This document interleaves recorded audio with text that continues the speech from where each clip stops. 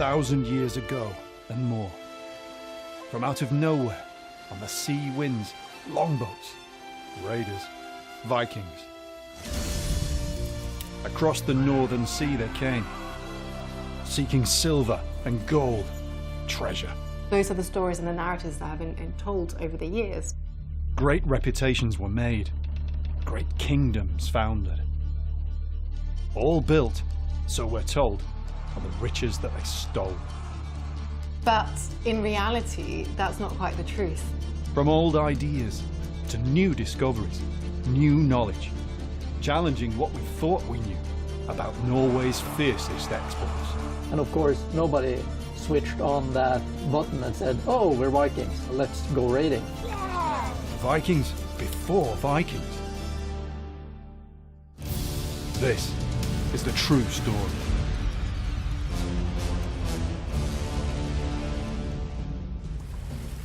History tells us that the Viking Age began at the end of the 8th century. That Scandinavian longboats suddenly appeared on the shores of Britain, Ireland and Europe. We have this idea that the Viking Age begins with a bang in 793 with the attack on Lindisfarne. At Lindisfarne and elsewhere, they sacked churches and monasteries. They murdered, raped and took away captives. But most of all, they stole. Food, cattle, anything they could carry. What they wanted most was treasure. Silver. This, history tells us, is how the Vikings became prosperous.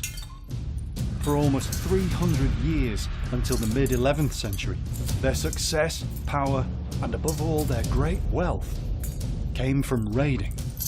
But was this really the case? We are understanding that the picture is a lot more complex than what we used to think. What if the people, known to us now as Vikings, didn't just appear like that off the coast of Britain in 793? And what if they didn't get rich just through what they stole when they began taking to the seas? What if they were already prosperous and wealthy? What if before they were raiders and invaders, they were traders? We hear so much about the raids and the violence and the kings, but actually it's more the everyday people. That's really where you can find the true story about the Vikings. To investigate, we'll follow a team of experts from Norway and the UK. They're archaeologists, specialists and researchers, highly experienced in unearthing and studying the remains of the Viking Age. In this unique two-part special, with exclusive access for our cameras, we'll go with them as they uncover new knowledge about this amazing period in Scandinavia and Europe's past. We'll share in the journeys as they search down clues in the landscape, the secrets that abound in the earth. And we'll be there as they try to piece together new ideas, new interpretations of the Viking past. Experts believe the Vikings, who according to the Anglo-Saxon Chronicle first attacked Britain, were probably from Norway. Today when we think of Vikings, it's hard not to think of this same country. Echoes of its Viking heritage are still very evident in modern Norwegian society. Some are still national symbols of identity there, although the emphasis these days is rather less on their penchant for plundering. Yeah, so growing up in Norway, we do learn about the Vikings, and these are sort of our big pride, really. This is the part of, a glorious part of our history where we went out and we discovered and we explored. You get less of the violent side as a child in school. Archaeologist Kat Jarman is Norwegian, and she's lived and worked in Britain for many years, so she's well placed to see how both cultures are brought up on the Vikings from an early age. The Viking Age is really when Norway really begins as a country, so the modern country that we then go on to learn about at school. So it is a really interesting point to see that key moment, that key period that essentially creates the Norway that you grow up in the 21st century.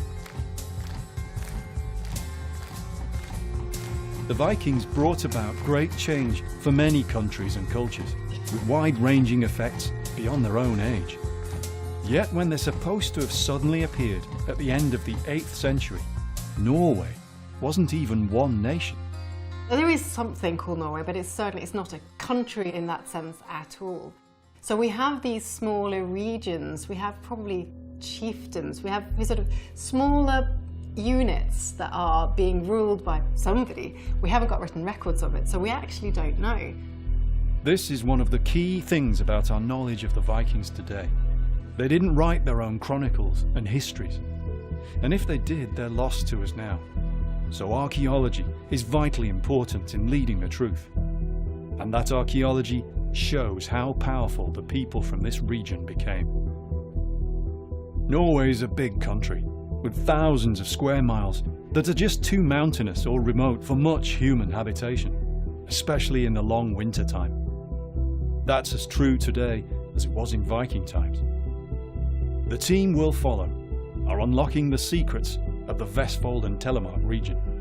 It's home to some of the most famous archaeological treasures of the Viking Age, not just in Norway, but the whole Viking world.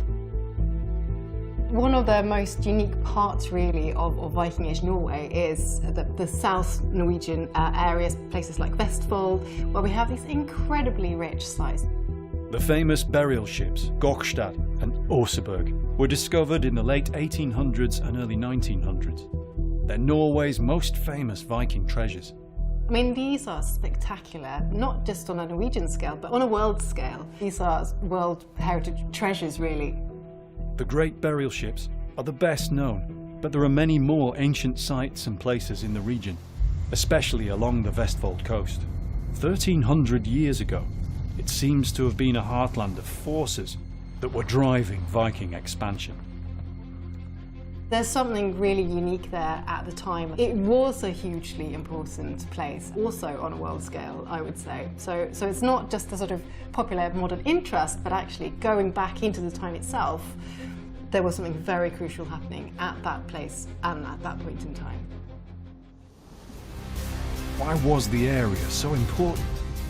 Mølen, on the southern extent of Vestfold and Telemark's coast, these great mounds aren't natural.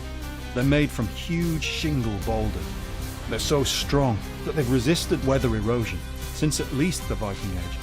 And probably, so archaeologists like Ragnar Orton Lee believe, since way back in the Iron Age. All these are designed to be visible on the shoreline for all those who sail by.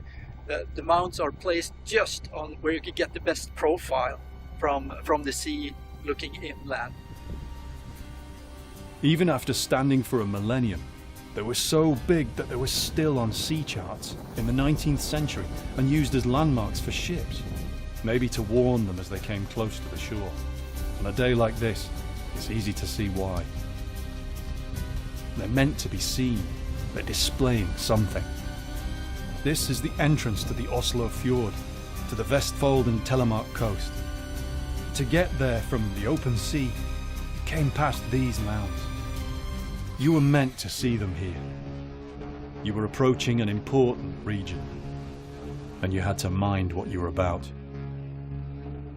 Mølen's impressive, but it's nothing compared to what lies further up the fjord.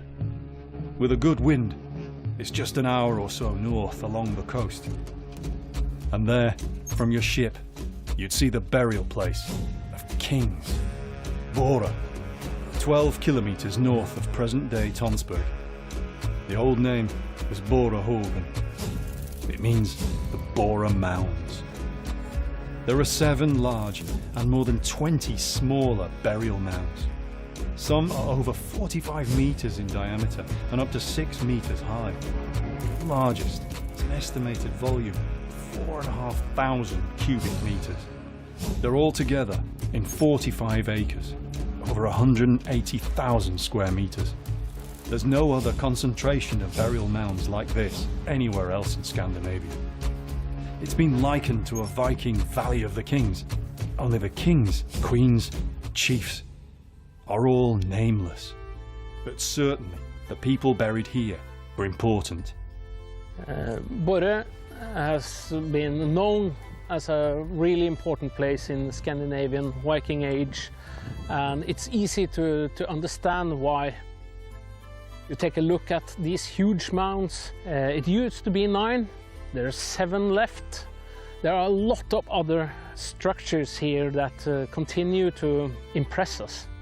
There are fewer mounds now because in early 1852, workers building a road used one of them, unbelievably to us now, as a gravel pit. When the mound collapsed, someone realized what it was, and archaeologist Nikolai Nikolaisen was called in. But what he was about to find was a world first. So it was all trashed up, and he found what was left of a Viking ship.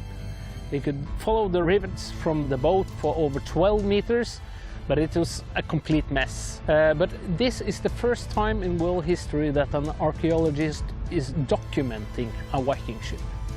So he saved what was left of the very rich burial and was able to establish that this is a very significant early find from Viking Age.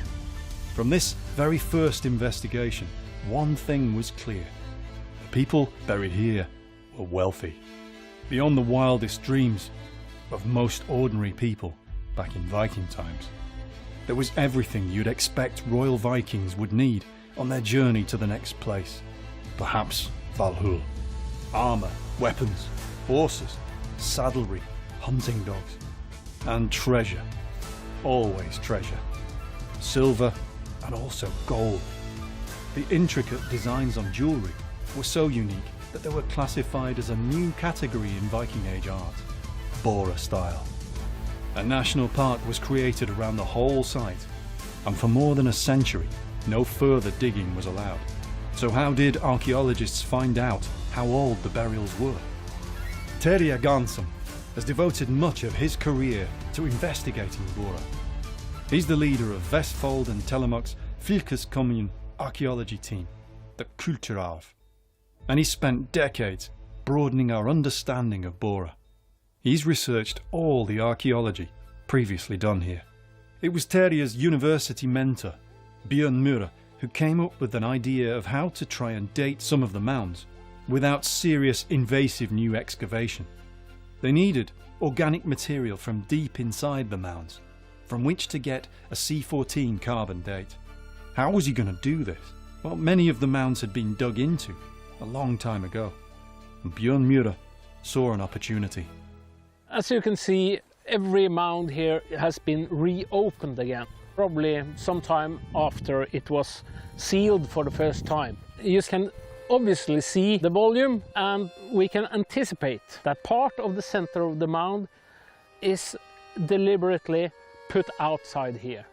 So if you took charcoal from these contexts, you might be dating something that has been in the center of the mound. So that was the thought of Bjørn Myhre, that it must have come from the center of the mound. Let's date what we can find easily instead of doing a lot of excavations. The plan worked.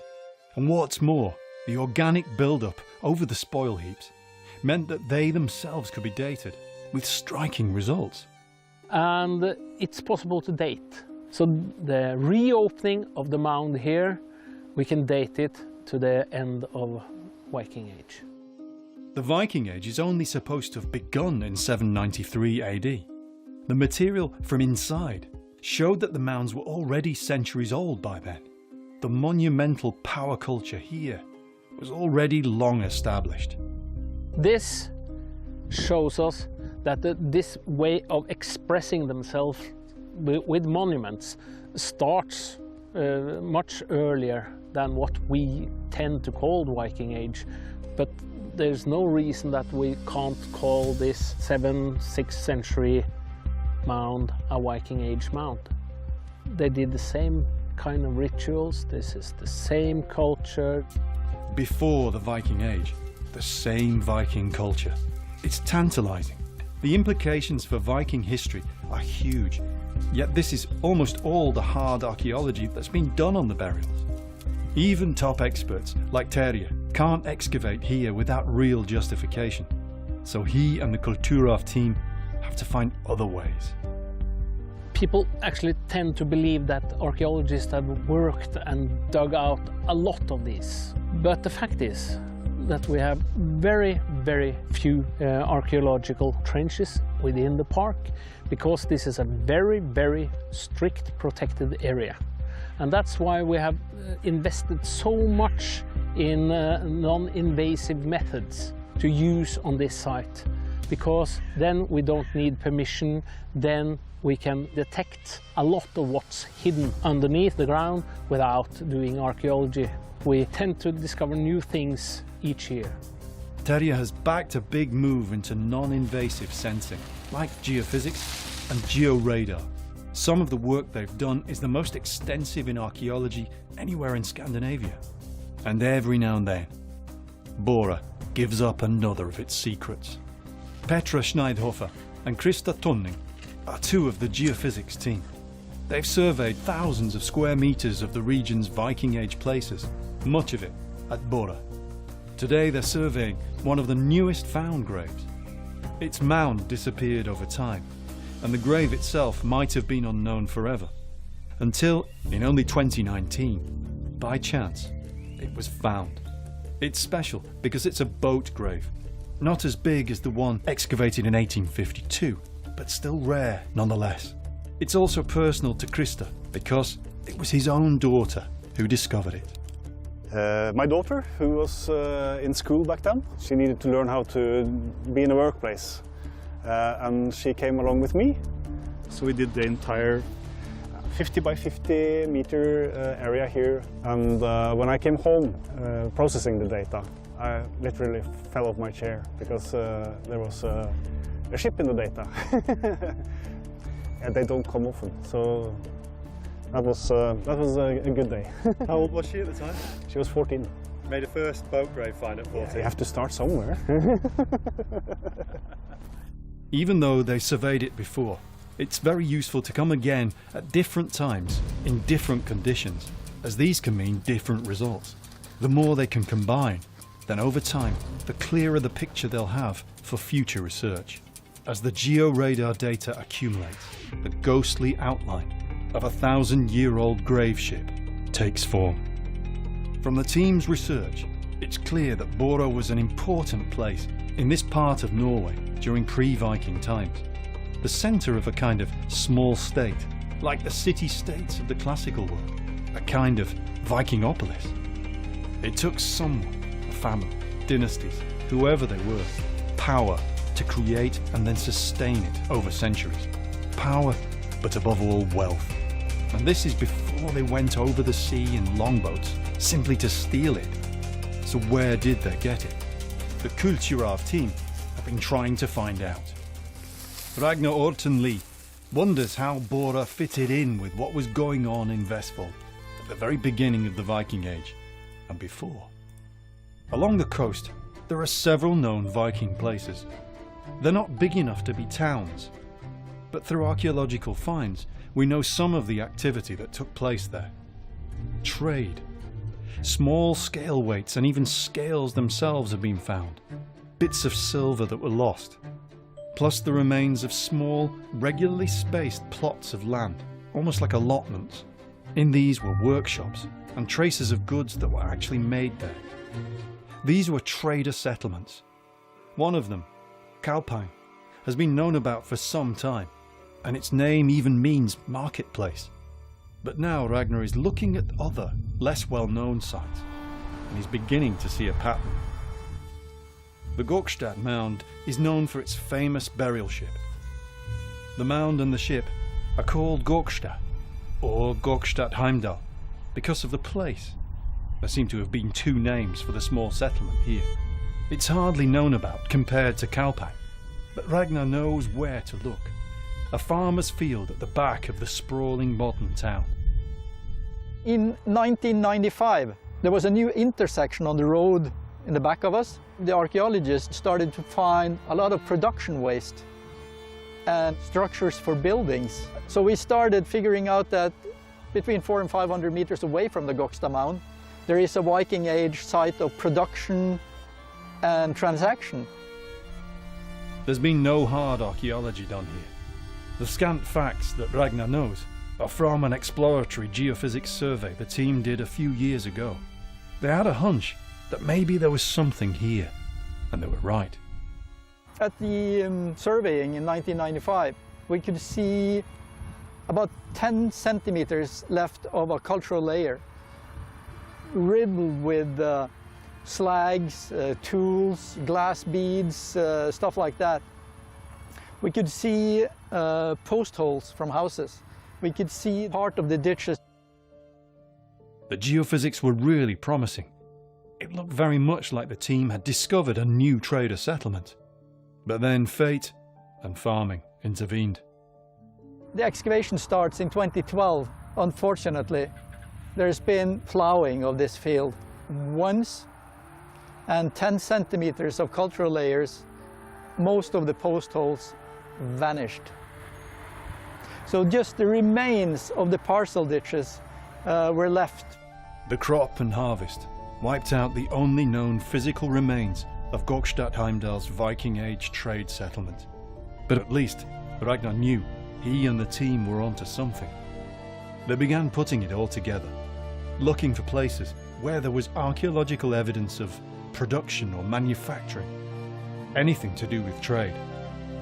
With each year that goes by, more and more finds add to the picture, as well as Kalpang, Gokstad Heimdal, Hedrum, Hornfoss. Was this some kind of trade network? And was it controlled by Bora? They had to be getting something to trade with, something to sell. But what?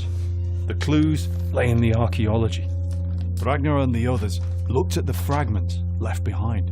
There was evidence of iron production, the smelting of iron ore, for their own use and also to sell on. There were materials like soapstone for carving bowls and other domestic items, combs, often finely made and decorated, from bone or reindeer antler.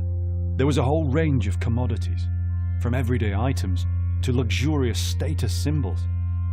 There were things here that you could sell anywhere, to all levels of society. And all the raw materials needed to make all of these trade goods were right there in this part of Norway. The Kulturarv team surveys all the archaeological sites within the region. And Norway, still now but especially back in Viking times, is rich in natural resources. Vestfold and Telemark are currently 2 counties combined together. From the Vestfold coast, right up to the Telemark uplands in the north. The largest national park in Norway, Hardangervidda, is an upland plateau that covers more than 3,500 kilometers. Just mountains, lakes and rivers. At Skinnebu, there's still one of the largest wild reindeer herds in the world. The animals have been hunted here since prehistoric times, as well as food for their pelts and their antlers. These were important resources in Viking times, and the hunting of reindeer and other animals reached a huge scale. Precious gyr falcons and other birds of prey were also hunted here, captured alive for export to rich nobles to use in falconry. They would even be exported overseas, so sought after they were. There are also archaeological sites that reveal another kind of activity here, and one that was on a surprising scale. They're easily missed. You could walk past and never know they were there. Ah! So this is where the road just narrowly got into part of the coal pit, just the outskirts of it. And then you can see all the remains of the coal production is just in here. Of course, all the large pieces of charcoal is used in the iron production. Coal pits aren't something you think of as from the Viking Age. Yet iron production was hugely important for trade, and so the availability of coal made this region ideal. So you can just see the earth surrounding it as a bank, and the actual pit for coal production is what I'm standing in now. They would fill this with timber, cover it with earth and turf, and then just burn the coal. An industrial landscape involving coal pits and iron ore smelting, smoke and flame and deforestation. It's more like our impression of 18th century Britain than idyllic, untouched Norway. So about 1200 years before the Industrial Revolution, there's a massive production here. The problem for Ragnar and the team is that these sites are scattered over such a vast area. To keep abreast of trying to assess them all, They needed a game changer. And thanks to the Norwegian government, they got one. Laser imaging, detection and radar. LiDAR, or LIDAR if you prefer. LIDAR is kind of a scanning of a landscape that removes all the vegetation. So like a burial mound or a coal pit or anything that either elevates from the ground or is dug down in the ground will give a clear feature. The Norwegian Mapping Authority has embarked on a LiDAR survey of the whole of Norway. The Kulturarv team combined this data with aerial photos, including reconnaissance from the Second World War. All put together, it's a powerful real-time lens through which to examine the past and the scars it sometimes leaves in the landscape. We have this national database of cultural heritage sites. And of course, with driving distances and stuff, it helps us a lot. What's the potential in this area? Should I go in the car and drive 3 hours to see? Or should I just take a look on my computer and say, there is something here. We actually do need to look at this area. Let's just go into one of the areas where there's nothing yet on the in the database.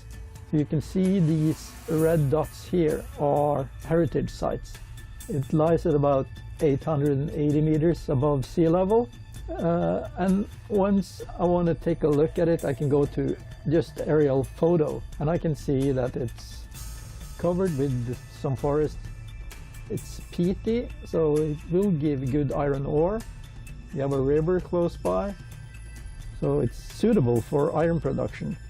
The LiDAR gives Ragnar what the maps and photos alone can't, the extra dimension. Then I can switch on the LiDAR data. That gives you a lunar landscape. The screen is now cut away all the vegetation, so the birch forest is gone. And then of course all these craters are coal pits. So these are for producing coal for an iron production site. We can look at them in different shades, kind of, and we see there's about 11 of them in this area alone. There are tens of thousands of these coal pits. Viking Age. And how many do you need for one iron production site? So if you have like 2,700 coal pits in an area, you probably have several hundred iron production sites.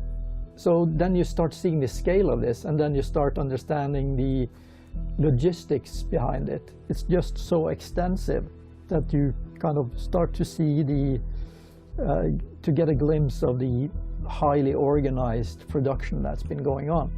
Iron is just one of the things the Viking Age traders harvested from the interior. But Ragnar and the team want to be able to track these and other commodities from here down to the market settlements on the coast. Iron is hard to trace. One commodity that has proved a better tracker for this kind of research is again found in the high uplands.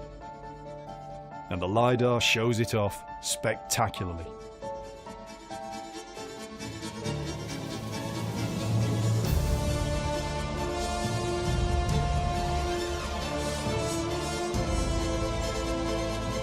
"40 kilometers southwest of Skinnebo, Eidsborg was another important source of natural raw materials during the Viking Age and likely before. The mountains here are made from metamorphic rock, more than 270 million years old. It's a hard type of quartz mica schist, and its strata mean that it fractures in oblong lengths, from a few centimeters to 1 or 2 meters. That makes it ideal for a particular kind of everyday item that was required across the whole of Viking Scandinavia and beyond. Hone stones, or whetstones, were needed by anybody who had metal items that needed sharpening. For the Viking Age, it's easy to think that this just meant warriors' axes, swords, spears and arrowheads. Not everyone was a warrior though, yet almost everyone still needed to sharpen something. Knives, wood axes, spades, chisels, but also needles, fish hooks. It's hard to think of a more ubiquitous, everyday item. And yet the great thing for Ragnar and the team is that they turn up in the archaeology on Viking sites everywhere. In this area, a hone stone is worthless. You can get millions of them just in the nearby region. So instead of just having rocks that you sail with, you can sail with sellable ballast. Once you get to Denmark, hone stones aren't laying around in the landscape. So then you can have a higher price on them. Once you get to England, you probably don't have the same amount of hone stones, so you then get a product that's easily sellable, and you're actually having to sail with the weight anyway. You can see the Eidsborg hone stones in massive impact on the markets in Denmark, Germany, or around the North Sea area. Hone stones may not be treasure, but Kat Jarman has worked as an archaeologist for 20 years. And for her, everyday items like these can be some of the most rewarding finds to make. One of the most magical things about being an archaeologist is that you get to be the person who sort of scrapes the ground and you find something, pick it up, and you realise that you're the first person to touch that for 1,000 years. The last person to have lost it lived in the Viking Age. So it's like it's a direct link between you and that person. It's something you never quite get used to, and it's the closest you get to time travel, I suppose. While we were setting up to film, Kat happened on an example of a hone stone she excavated from a site in England. So this is a box of objects from one of the sites I've worked on, Repton in Derbyshire, and just looking through it, I just came across another one of these hone stones. But they pop up everywhere in the archaeological record, especially from the Viking Age. This one doesn't seem to have come from a grave, so it's probably just a casual loss, something that somebody dropped and never picked up again. Okay, so you can see lovely stone has got a hole for hanging, just about make up some nice lines where somebody has sharpened a needle or a knife or something, and so they're just so extremely common, and yeah, it's a really nice example actually. The quarries are protected and looked after today by the West Telemark Museum at Eidsborg. It's an important piece of Norway's heritage. The museum also preserves historic buildings from around the region. And some of these are the oldest wooden houses anywhere. They also promote traditional rural industries, preserving the skills and tools of the kind used here for centuries. And of course they use the hone stones in exactly the same way now as people did back in Viking times. Steinar's family have lived and worked in the area for generations. The hone stones he uses today were used by those generations. I got this sharpening stone from my father, and he got it from his father. I've been used for many years on daily work, mostly in the summertime, when I was mowing the grass. And small one they use for a shovel when they are digging ditches or things like that, to cut the roots on the top, so they need a sharp shovel. That looks really good, Steinar. Okay, thank you. Now it's only 3 more meadows. Okay.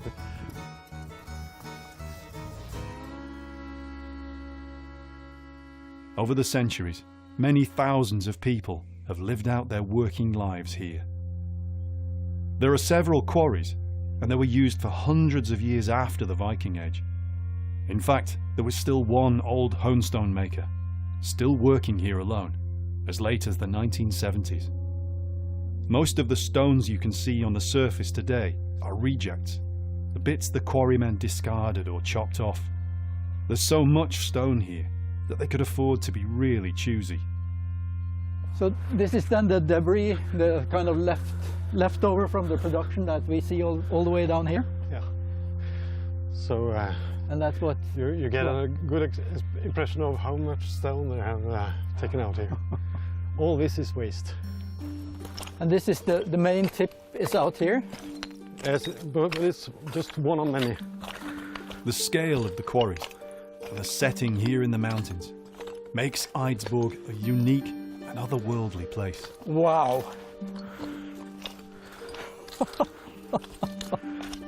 and that's where the path is. That's where we walked. Yeah, you see down there. Most of the faces that can be seen now were worked in relatively modern times. Dag Rogmoen, curator of Eidsborg's museum, is trying to find out which parts of the quarry are the oldest, the ones the Vikings worked. Analysis of the rock's surface luminescence can reveal when it was first quarried. In other words, when it was first exposed to daylight. So by taking samples like this, we can actually date the quarries. It could have been back in the Viking ages that they tested out this point here. And they found out that, no, the stone isn't good enough, we try another place. Then we send this to the lab and see what they can get out of it. One day, they might be able to reveal the actual Viking workings. This is like something out of a science fiction movie, but thinking about the kind of reputation for looting churches and plundering and all that stuff. This industry in a small place in Vestfold and Telemark goes into a total network of trade. Archaeologists in Bergen, Norway, working with the Vestfold and Telemark team, have matched the stone's geological signature with home stones found elsewhere in Norway, Denmark and other parts of Scandinavia, along with Britain, France and parts of Europe. The stones are the ideal trackers to help show how far and to what regions and in what quantities the Vikings traded. But that's after they've been quarried, processed and then got to the seaports. And this was something else that bothered Ragnar and the team. One thing they're pretty sure Norway in the Viking Age didn't have was roads. Not many of them at least. And certainly nothing like Roman roads in Europe. It's more than 100 kilometres from Hardangervidda down to the Vestfold coast. So how did they move all these raw materials and trade goods? With Vikings, we think of long ships, the sea-going, raiding dragons, as they were known with a shudder by their victims. We tend to think of the Vikings as the sort of great maritime people just going across the seas from the coast to coast to do whatever it is that they needed to do. But of course, a lot of things and people and objects especially have to actually go from really quite far inland. And that's really quite a challenging logistical task. If you look at a map of Norway, for example, you have a really challenging geography. You've got some really extreme mountain environments. So going over land is quite tricky. But the one method of travel that you have at your disposal is to go along the rivers. And these rivers really can take you right to the interior and down to the coast. So people would have used the rivers. In fact, many of them may just live inland and not really go to the coast at all, but they would have had access to rivers, they would have access to those ways of transporting things and to going on boats down the rivers and to the coast. So that really was a crucial part of how anybody or anything would move in the Viking Age. Boat traffic would have been the main way to get any heavy or bulky goods around. But there were still problems.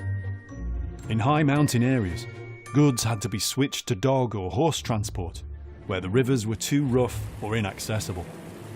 Along the Vestfold coast are many rocky coves and bays, viks, from where we get the name Viking, Viking. Yet there aren't many ways to navigate laterally between the big rivers up into the interior. Bora is at one end of a peninsula, Kaupang and Gokstad Heimdal at the other end. Did they sail all the way around this to get to and from the trader settlements? It turned out the landscape was ready to reveal another of its secrets. Hovland, in southern Vestfold and Telemark. Petra, Krista and Erich now from the Kuterov team are getting ready to bring to a close an important fieldwork project. It's part of the Kuterov team's ongoing mission to build a geophysical and georadar picture of the county's historic sites. But they're not surveying today. Georadar can be affected by different conditions, especially how wet or dry the ground is. In different seasons or weather, the same site might reveal something that would remain hidden another day. So all across the area, the team have placed remote sensors. They can detect extremely fine variations in ground moisture, and they've been working here remotely via the GSM network for well over a year. The data will hopefully give an extra level to the overall picture they're building to shed light on the Viking Age. Down from the sensor meadow, the terrain bends and opens into a broad valley with just a small stream, and the crops always grow well on its slopes. In the 1970s, a farmer ploughing turned up large sections of an old wooden boat. People speculated it might be Viking, maybe a burial, but there were no bones nor treasure. And in any case, why would it be in the middle of a field? So the remains were thrown away. Petra and the others now dig out the sensor. Last one. Yeah, cool. How does that feel? Happy, tiny bit sad, but mostly happy.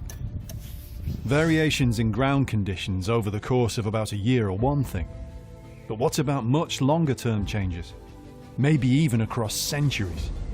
Through climate research in recent decades, it's been shown that the sea level in Norway has changed a lot since Viking times. It's thought by more than 3 meters.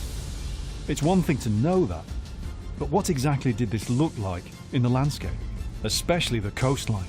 It's another layer to the puzzle for Ragnar and the team thinking all this through. We knew that the Viking Age shoreline was about 3.8 meters higher than it is today. So everybody knew that was a possibility for you could be sailing an inner channel. An inner channel. But at this stage it was still a kind of theoretical myth, like the search for the Northwest Passage at sea in the 1800s. Once again, LiDAR changed everything. The team used the LiDAR data to create highly detailed present-day shoreline maps. Then the LiDAR portal gave them the ability to manipulate changes in the sea level very accurately. Low-lying areas of the modern coast gave way to water, and the lay of the Viking Age shoreline of Vestfold was restored.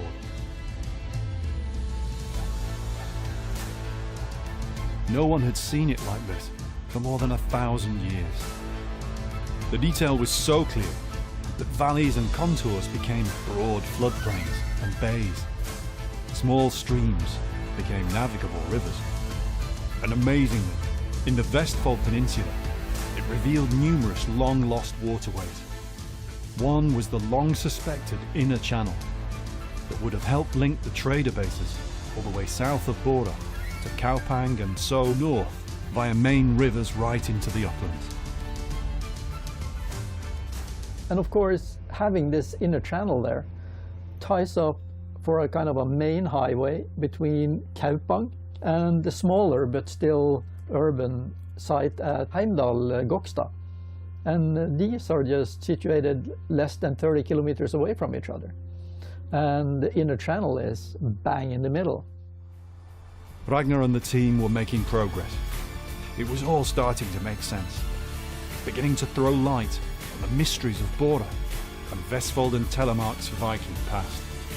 In part 2, we'll see how the sea level change helped reveal the truth about Hovland and the name by which it was known in Viking times. They kept the island name. It's still called Thor's Island. And we'll see the amazing discoveries the team were able to bring to light. I was like bursting out with excitement, but I had to be still because I was on the plane. And the guy next to me was actually looking at me while I was like... I saw clearly this was a Thor's hammer. We'll journey to the islands of Ireland and Gotland to unearth one of the most disturbing aspects of Viking history. It is just very hard to think back to a world where slavery was just an accepted part of society. It was normal. And in the high upland country of Telemark, we'll be there as Ragnar and the team pit themselves and their theories against the Norwegian River Wild.